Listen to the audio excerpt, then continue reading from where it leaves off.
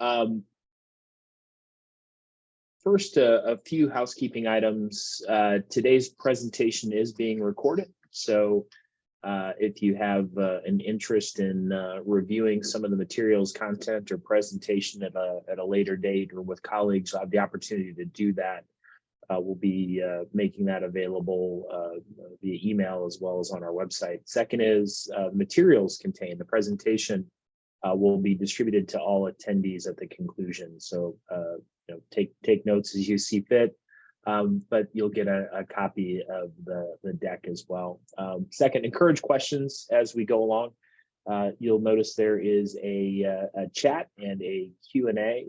Either of those certainly will work. I will try and get to as many, if not all of those, as I possibly can over the course of the presentation today.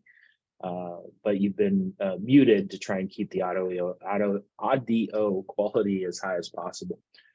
Thanks for attending today. Today's presentation is on demystifying ESG, or environmental, social, and governance investment options, and ultimately how plan sponsors should be considering ESG, both from a regulatory framework perspective as well as from a performance perspective. My name is Erik Daley. I'm a CFA and managing principal of Multnomah Group. We work directly with plan sponsors on issues like this and helping them make decisions, monitor, and effectively implement strategies to help participants grow and deliver an adequate, acceptable, and dignified retirement. As a firm, for those who aren't familiar, Multnomah Group is a retirement plan consulting firm, independent fee only.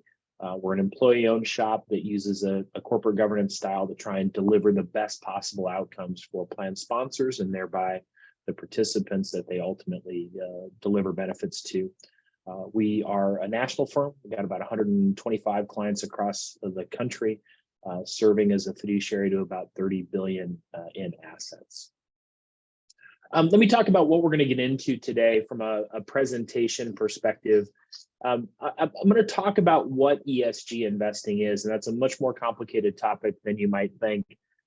So while there may be folks who are very, very familiar conceptually with ESG, I'm going to try and get into some of the mechanics as well as some of the language that's used around ESG. We're going to talk about certainly the significant pressures on plan sponsors to incorporate, in some cases, ESG into their investment appraisal and review process. We're going to talk about where the Department of Labor is relative ERISA plans and using ESG criteria within retirement plan policy documentation and constructs. We're going to talk about how plan sponsors have effectively implemented ESG in many cases. And then we're going to talk about what is one of the more contentious topics, I think, around ESG, the notion of carbon divestment and how that might happen or be utilized within the construct of retirement plans. I think it's really, really important to get the terminology straight. I do think that part of the challenge in talking about these issues, participants to plan sponsors to regulators, regulators to the investment industry, and all the way through, is a inability to use consistent language and talk about these issues in ways that help plan sponsors better understand what the choices are. So I'm going to boil into what the E, the S, and the G are relative these types of investment products, so that we at least start with a basic framework, and then we'll get into some more complicated topics relative these particular issues. So let's talk about the E, environmental. Environmental seeks to assess how any company interacts with their physical environment at the very highest level. They want to link stewardship ultimately to company financial performance, and think that by doing so, that may increase or accrete shareholder value. They certainly want to be sensitive or mindful of the degree to which natural resources must be used and the effect on operations have on the general environment and external stakeholders that may not be shareholders of the company at large, and certainly seeks to understand the impact of the changing environment and reduction in resources over time and how that may impact shareholders. So when you look at the E issue specifically, the Securities and Exchange Commission, for instance, has made some very public statements about how it's important to consider how a changing environment may impact or create financial insecurity for folks that are investors in businesses, both from a corporate equity perspective as well as from a bondholder perspective. That moves us on to the S, the social piece of ESG funds. Social factors certainly impact both short-term and long-term company success. Ultimately, most social factors look at how workforce management incorporates into consumer preferences. So when evaluating the social skills or capabilities of any underlying organization, they're looking at workforce needs and preferences. How is safety prioritized in the workforce? How do those organizations engage with their community? How do they manage effectively their supply chain so that they're part of that total delivery process? Are they responsive to consumer demands? And do they operate with integrity inside the regulatory environment in which they operate? Again, these issues are difficult to assess, and we'll talk about some of the complications in doing so. But ultimately, social framework looks at these workforce management, supply chain management, and the degree to which they interact and engage with the broader stakeholder community in determining how effectively they're managing any social risk relative business operations. And then there's certainly the governance piece. I think governance is not an insignificant component of overall success within an organization. We look at good corporate governance, it's intended to mitigate risks associated with mismanagement. And these are not really social constructs. I think this is true of businesses in general. Any good business organization has some form of governance structure to try and protect the organization against mismanagement of a small group of individuals. So common areas of consideration when looking at governance as a risk inside of an ESG portfolio is board construction. One of the issues is how independent is the board of directors from the management group. In some cases, there is a high degree of independence where the board really does have the ability to remove senior managers from their positions of power within organizations if they're unhappy with performance. In other situations, what you find is a much more tightly linked engagement between management and board, where board may be more advisory, but lacks really the ability to serve in a really critical capacity in assuring good corporate governance. Codes of conduct is clearly important. How does the corporate governance structure dictate how individuals within the organization and management operate? Executive pay is certainly an area of intense interest. When you look at filing documents from publicly traded companies, that disparity between the least highly paid employees and the highest paid employees is one that receives a significant amount of attention in the current environment. What risk management procedures are in place? What ways do organizations go about preserving shareholder rights through the voting and proxy process? And again, that supply chain management piece. How does a good corporate governance structure ensure that the parties through which they're contracting also exhibit the same values as the organization as a whole? So when we look at ESG, those are the frames through which investment products are being reviewed, discussed, and assessed. And I think what we're experiencing now is a lot of discussion about how and whether ESG should be part of retirement plan portfolios. They clearly have already become a significant factor in investment portfolios that operate outside the regulatory framework within which retirement plan operate. So for instance, as college and university foundations and endowments have been under pressure for decades to incorporate more ESG criteria, we certainly have seen cities, municipalities, states, water districts all incorporate some form of limited or more extensive ESG criteria. We've even seen investment management firms, BlackRock being certainly notable among them, that have incorporated more effective shareholder proxy voting policies to try and assure that the investments that they're making incorporate some form of these ESG criteria that we've talked about. So in looking at ESG through the frame of a fiduciary who's deciding, should I, can I, and will I extend these types of investment products or products that use these frames through which to make investment decisions, there is a growing amount of academic research being done on the topic. The question being, should these investment frames generate better or adequate returns for participants, or potentially do they limit the investment return opportunities for participants? And from a fiduciary perspective, that's a really critical decision. If by incorporating these types of frameworks, am I likely to ensure or continue to assure that my participants arrive at retirement successfully, or am I potentially inhibiting their ability to be well diversified, manage risk, and generate returns? And the unfortunate answer is that the academic research is inconclusive on the topic. There are a number of academic studies that have looked at isolated components of environmental, social, and governance constraints and the impact on investment performance over long periods of time, and ultimately have come to the conclusion that either A, they have an immaterial impact or statistically insignificant impact on returns, or in even a more narrow number of studies, where utilizing those criteria may lead you to better run companies that therefore perform better in the future. However, that is not the exclusive weight as to where academic research lays down.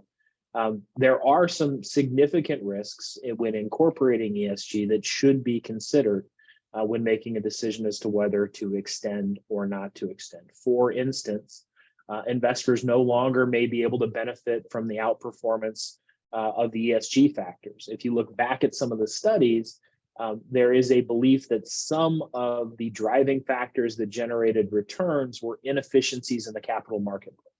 And now that those inefficiencies have been revealed, any of the back-tested data that looked at ESG factors may no longer be able to be replicated prospectively. I think from a statistical perspective, there's some logic around that particular thesis. ESG products have historically, not in all cases, but in many cases, contained biases that may impact performance to a greater degree than the ESG criteria. So for instance, if a portfolio is limited in their exposure to oil and gas because of the environmental screens that they utilize as part of that process, during periods where oil and gas stocks underperform, certainly ESG products that are light in those allocations would tend to generate better performance. But in a period like 2022, where oil and gas stocks have done tremendously well relative to the broader marketplace, an underexposure to those types of securities certainly would generate some negative pressure on aggregate returns relative, a benchmark that may not utilize those same criteria. All of that being said, there are a number of high quality investment strategies that utilize ESG factors and can generate returns that I think are replicable of what a investment portfolio that does not incorporate those types of strategies may produce. I think one of the greatest risks, and one of the ones that I'd like to talk about next, is just the notion that how any individual participant, constituency, or group may review and look at these ESG issues, they may come to very different conclusions about whether that type of security or that group of securities should be or should not be included in a portfolio. So when looking at environmental impact, social impact, governance structure of any given stock, my opinion on whether they're adhering to good values and utilizing good procedures and managing external stakeholders and risk may be very, very different than someone who sits in the office across from. And that's a difficult one to reconcile in a retirement plan where you're providing access to investments that may cover hundreds, thousands, tens of thousands of participants in one of their primary sources of investment exposure. So let's talk about that issue of exposure and differences in the eyes of the beholder. I mean, this is looking at some data from a 2020 study that looked at different rating agencies. Because when we look at these individual securities, and certainly from a portfolio management perspective, when an investment manager is putting together a portfolio of securities, they're typically, in most cases, using outside agencies to help them assess the ESG factors that may impact their inclusion or exclusion in any given investment portfolio. And what this 2020 study did was essentially look and say, well, are there differences in how different rating agencies may view the exact same security? And interestingly, there are very significant differences in how different organizations view any given stock. And I'll take you to a simple line here. This is Berkshire Hathaway. What is it? The fifth line down on the left-hand side. If you look at the rating from low to high, from an environmental exposure perspective, and an ESG perspective, pardon me, there is a tremendous discrepancy, almost a 6x difference from the highest rating to the lowest rating on Berkshire Hathaway as an individual security. However, if you said, well, Berkshire Hathaway as a borrower, if Berkshire Hathaway was to go out and issue bonds, and we used Moody's, Fitch, and S&P, we're essentially doing something similar. They're assessing the credit paying capabilities of Berkshire Hathaway. There's virtually no difference between the three and how strong they view Berkshire Hathaway as a lending risk. You can take an even more extreme example of a company like Boeing, for instance, where all three rating agencies have exactly the same opinion on where Boeing should rank from a bond paying capability. But if you look at them from an ESG risk perspective, again, almost a 4x difference between some of the highest ratings and lowest ratings for ESG capabilities from Boeing. So eye of the beholder, how you're putting together these ESG screens is going to impact whether any one or larger group of securities make their way into a portfolio. And ultimately, that's important because for participants who are looking at these particular portfolios, it is not uncommon for them to look through and say, well, I wonder what types of stocks or bonds may be part of this ESG portfolio. And they may have questions about, I thought that XYZ was bad because they do A, B, and C, but based on the criteria that's being utilized by the investment manager that you may elect to employ, they may be perfectly acceptable for inclusion and investment within the portfolio. Those differences are significant, and I don't know that they're going to get much tighter over time. Again, how you weight and evaluate those three very, very broad criteria is going to be very impactful to how any different rating agency may look at a given security or equity within a portfolio. I want to talk a little bit about the amount of noise in the marketplace, which is pretty significant relative ESG. There has been for the last certainly 2, 3, 5 years a growing drumbeat of interest from participants. I think it's always somewhat important to discount some of we surveyed 10,000 participants and asked them what they care about, and to derive a lot of data from that, because I think it can be misleading based on how questions are phrased. But there is some compelling evidence, certainly, that younger generations are increasingly interested in incorporating some form of ESG criteria into their own investment decisions. 70% of investors have expressed interest in sustainable investing, which is another kind of cohort of ESG as a criteria. 80% of plan participants want their retirement plan investments to reflect their personal values. And that draws back to the previous discussion, right? My personal values probably differ from the person that may operate in the same plan that I do. Certainly that would be true, again, any significantly sized population. So while I might want my portfolio to reflect my personal values are certainly not identical to any other single individual that I may work with in the plan. 70% of defined contribution investors believe their employer is aware of sustainability risk in their 401k. I think this is true when you ask participants about anything, right? My employer is aware of all factors relative my employment, my retirement plan, my goals and desires as I grow as an employee within the organization. But I do believe that more participants believe that more work is being done here than in some cases is the case.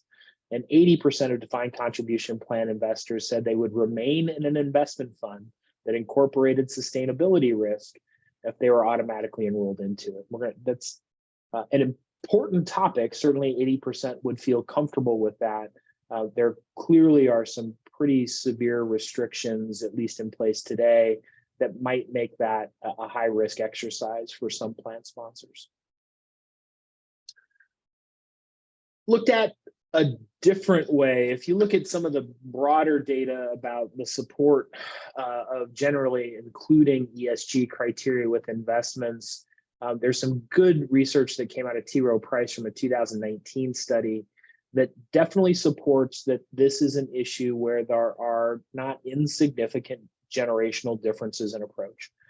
So take the top chart alone, the percentage of defined contribution participants willing to allocate to an ESG option, not have all of their investments, but just allocate to an ESG option by generation, is about 85% for Gen Z and about under 50% for baby boomers.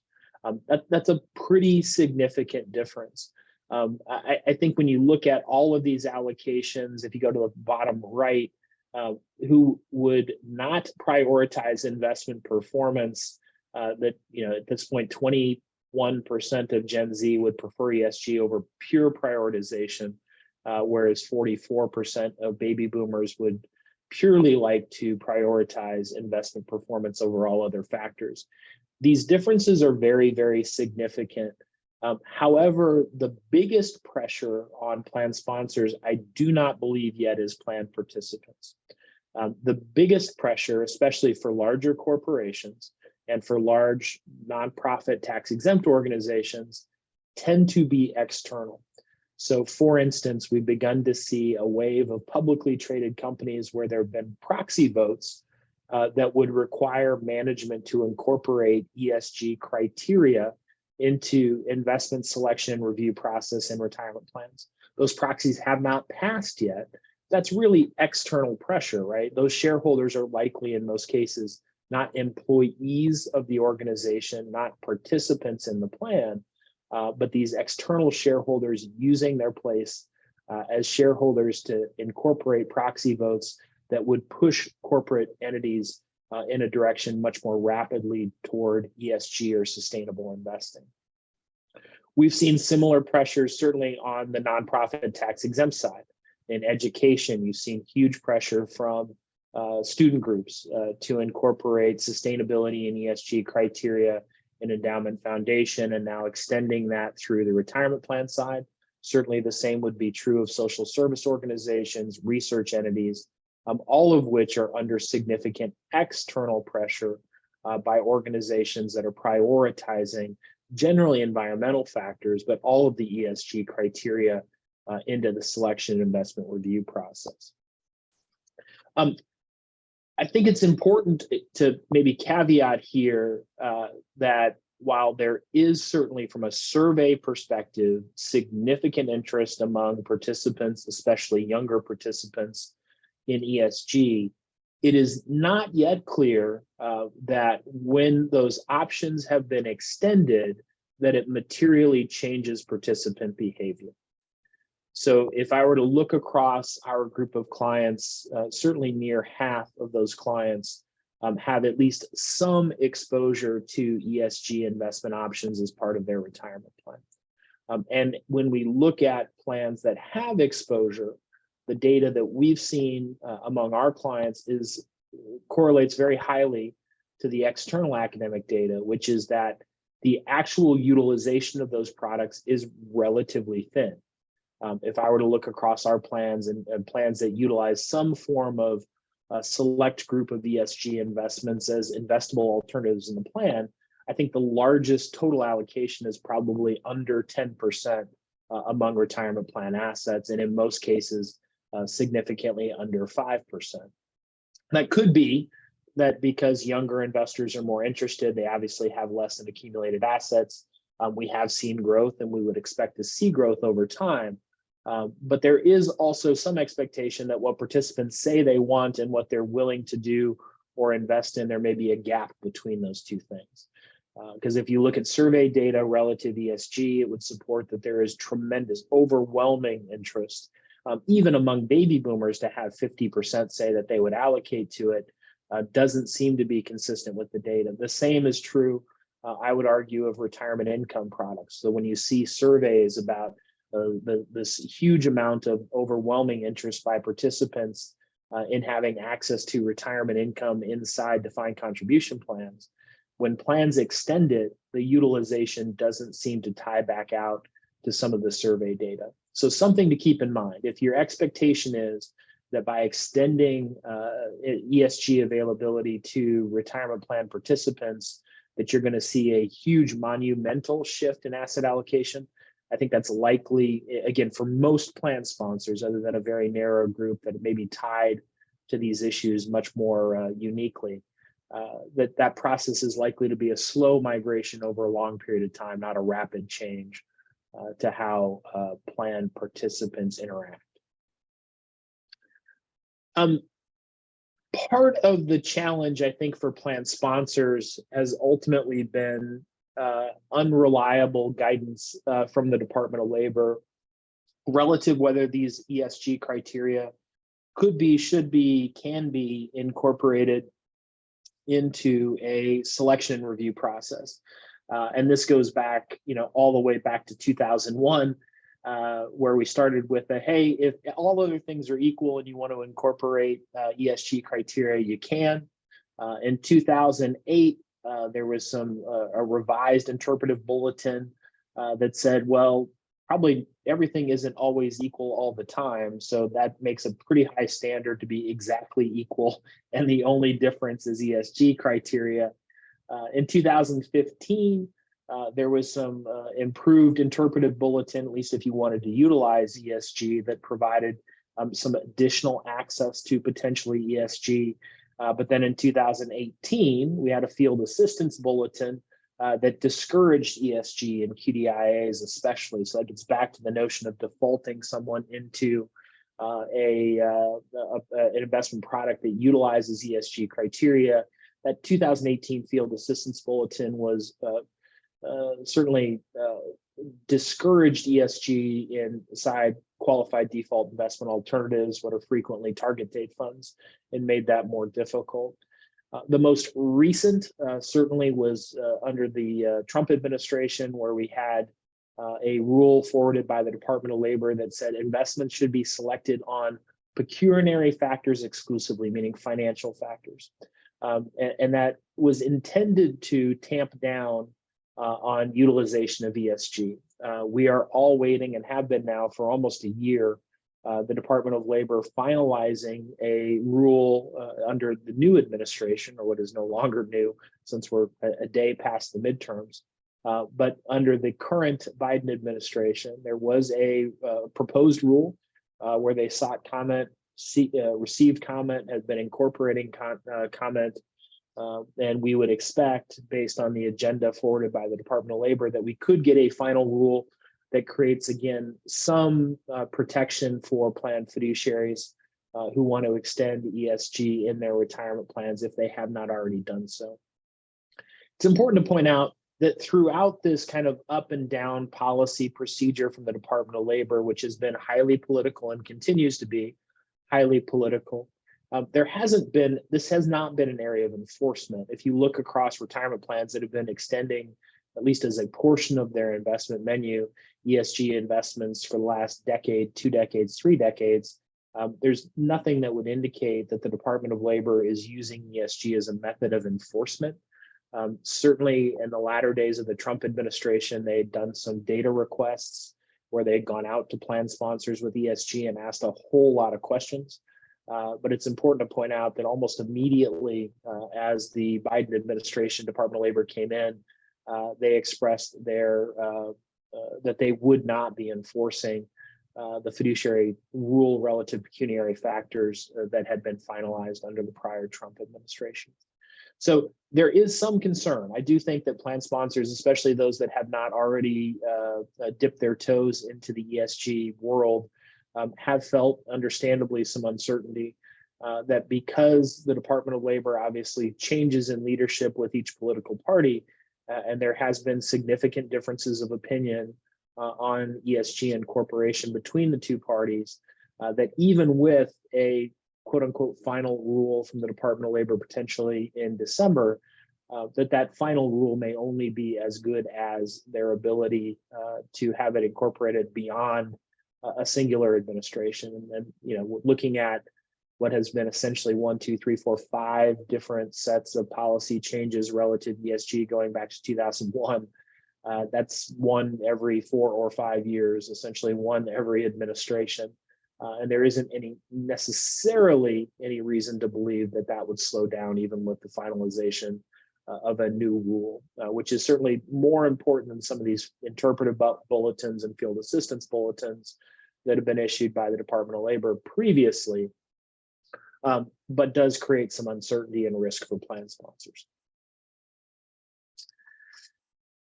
So at some point, whether post the Department of Labor or whether 5 years, 10 years in the future, or perhaps even now, there's going to be some discussion likely among committees about whether we need to have, extend, make available ESG investment options for participants.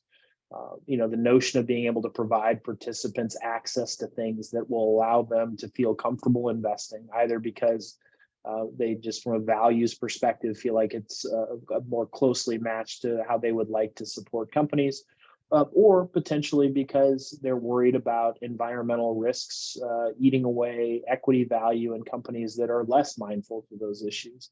There's a number of ways that may play out. You'll be talking about whether to, and if so, how to implement ESG solutions within a retirement plan. And I would argue there's certainly 5 ways to do it, all have different benefits and features, but there isn't one correct way. Certainly ESG integration is what we're beginning to see more and more frequently, meaning that the explicit and systematic inclusion of ESG issues in investment analysis and investment decisions is becoming more common.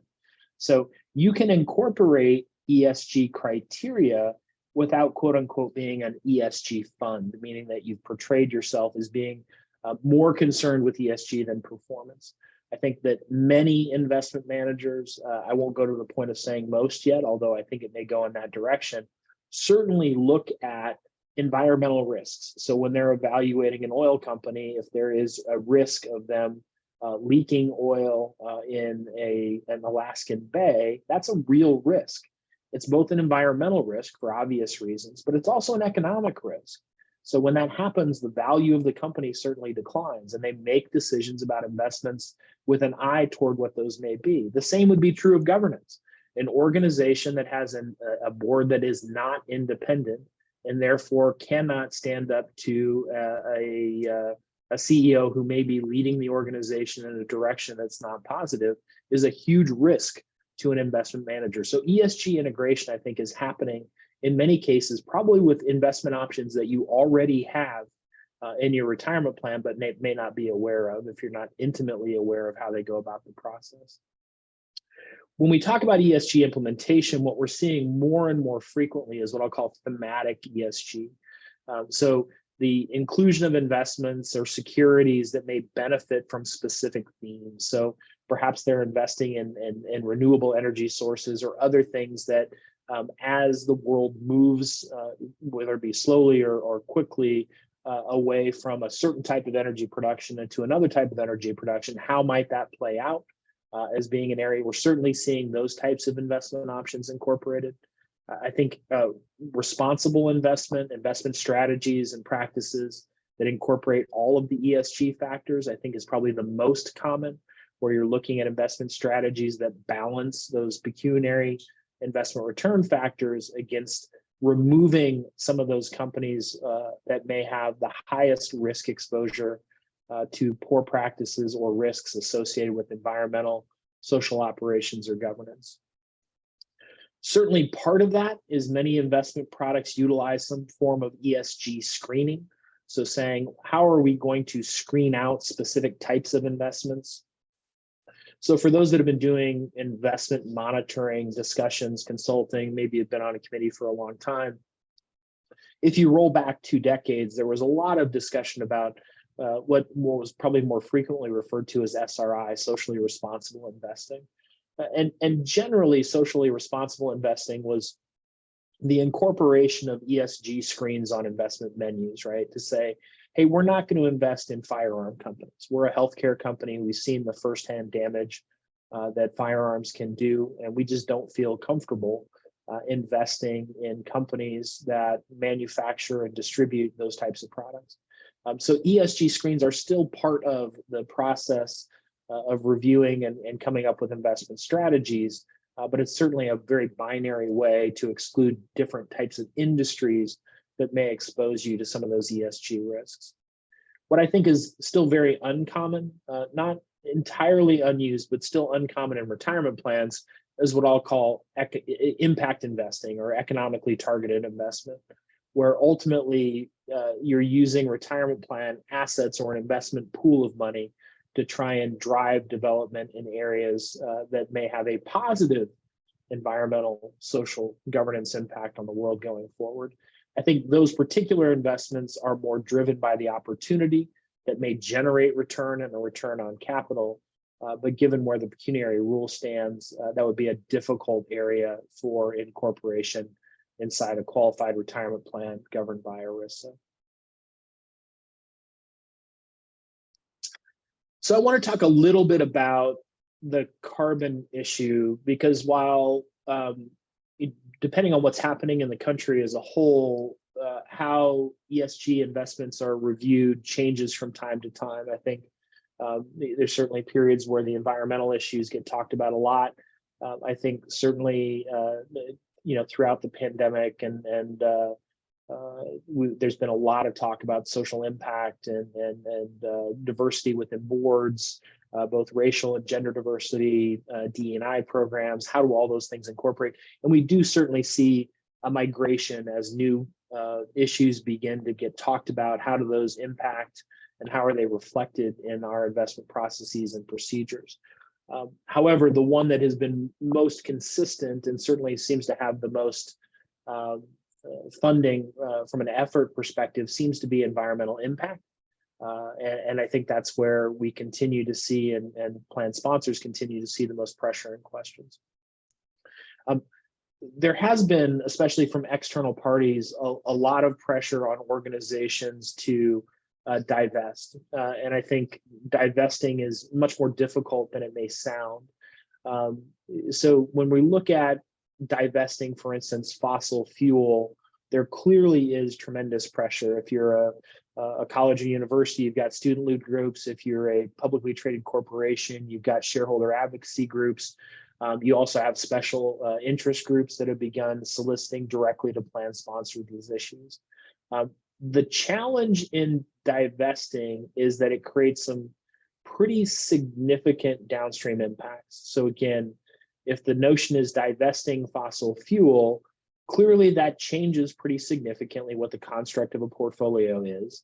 Fossil fuel is not a huge component of a broad index like the Russell 3000 or the S&P, but it's not nothing as it pertains to those. And it does have periods, certainly like the most recent period, where its performance is strong. The impact of a divesting then does have some fiduciary concerns. So if we immediately remove an entire criteria, could we expect that the impact of that is lower returns for our participants going forward? And then maybe most difficult is that ultimately, even if you came to the conclusion that I would like to divest all fossil fuel organizations, that ultimately your ability to do that is dictated by the investment products you utilize. So for plan sponsors, in most cases, they're using either mutual funds or collective investment trusts. The ability to dictate to a portfolio manager what they can and cannot buy is relatively limited, and as a result, creates some implementation concerns. It's also important to point out that in some cases, those organizations that may be currently in the fossil fuel environment may also be some of the largest spenders and developers and researchers relative to other alternative forms of energy. So without access to capital, some of the things that potentially an ESG manager may be interested in investing in are limited because they have to avoid any exposure, even small exposure, to fossil fuel organizations. And just to give you a sense, the notion of divestment by industry as a whole really doesn't address the primary environmental issues that I think plan participants and plan sponsors are looking to address. So this is the Russell 3000 index, as of the end of Q1 2022. If you looked at the energy sector, it only made up about 4%, 3.9% of the total index. Obviously has a significant amount of weighted average carbon intensity, which is essentially emissions over millions of dollars of sales at 667.3. So you could remove 4% of the portfolio. However, you still would end up with significant carbon emissions.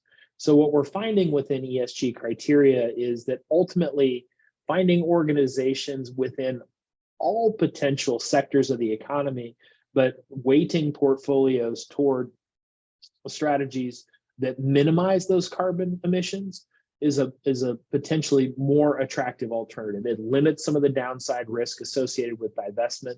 It does encourage organizations, companies, to both increase their efficiency because it gives them access to lower cost capital if they can find themselves on the better half of performance than the worst half of performance.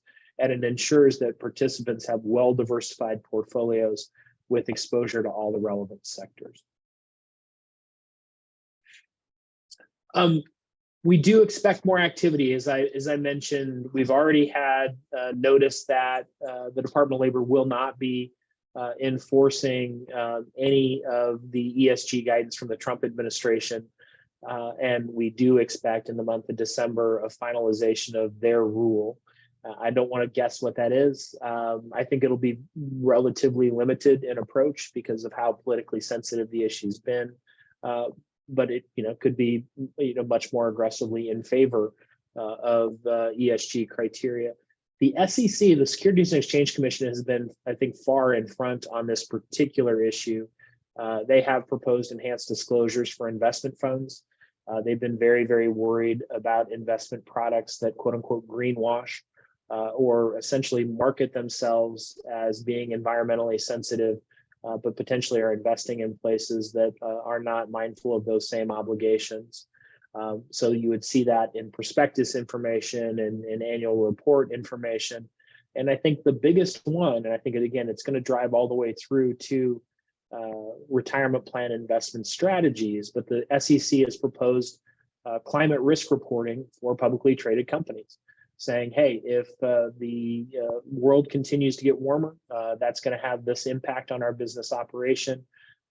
Those types of disclosures could serve to kind of create perhaps more consistent framework around evaluating individual securities and how they operate within that ESG framework. So we certainly will follow up this presentation once we have the final rule from the Department of Labor in 2022, potentially 2023, potentially, to try and help create some information around how the new rule may impact plan sponsors going forward. It wouldn't surprise me, depending on how that comes out, that we may be talking to clients and other firms about amendments to our investment policy documentation to take into account what the Department of Labor comes up with. But at this point, we're very much in a wait and see mode. However, I do think for those committees that have begun to talk about this issue, doing some general framing to try and get people educated on the terminology, the nomenclature, and the issues, so that we don't rush into decisions that were going to be difficult to articulate.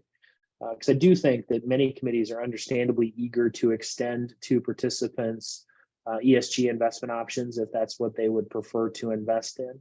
But I think what you don't want to have happen is to walk through that process, feel like you've solved the problem, and then have the exact constituents that you were hoping to benefit come back with questions or concerns that you haven't prepared yourself yet to answer.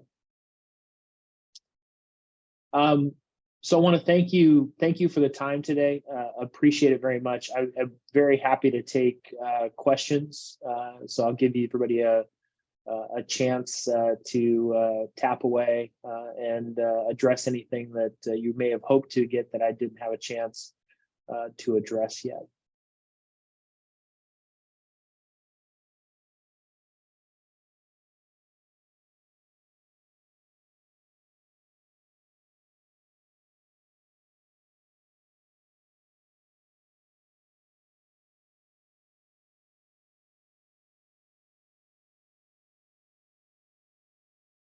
We talk about this with our consultants a lot. There's nothing more uncomfortable than the 30 seconds after you've asked for questions, and then as you wait to see whether any of them are going to come or not. Whether it's in a committee meeting or in a webinar presentation like this.